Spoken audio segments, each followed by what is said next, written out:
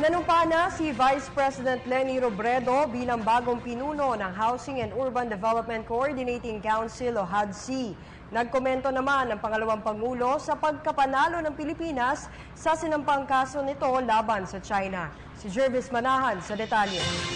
I state your name. I, Maria Leonor Herona Robredo. Having been appointed to the position of Formal lang nanumpa si Vice President Leni Robredo bilang pinuno ng Housing and Urban Development Coordinating Council o HUDC. Mismong si Pangulong Duterte ang namuno sa oath-taking, kung saan nakasama ni Robredo ang kanyang 3 anak.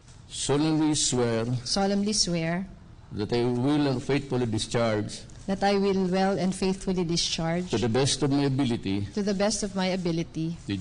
duties of my present position and of all others I may hereafter hold under the Republic of the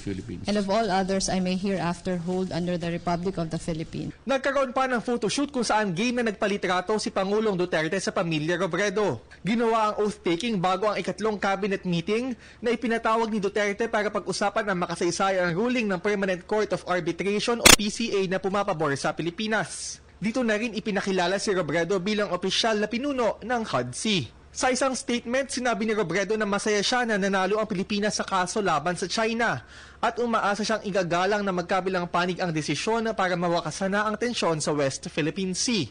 Binati rin ni Robredo ang delegasyon ng Pilipinas na umasikaso at nag-alay ng oras at pagod para sa historic na ruling. Ito na ang ikalawang cabinet meeting na dinaluhan ni Robredo bilang bahagi ng gabinete ng Duterte administration.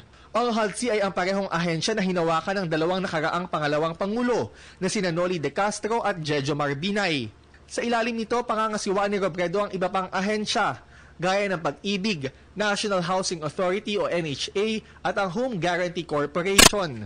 Bilang housing czar, magre-report si Robredo kay Cabinet Secretary Leoncio Evasco. Pero nauna nang sinabi ni Robredo na hindi niya inaalintana ang pagre-report sa sinuman basta't nagagawa nila ang kanilang mandato.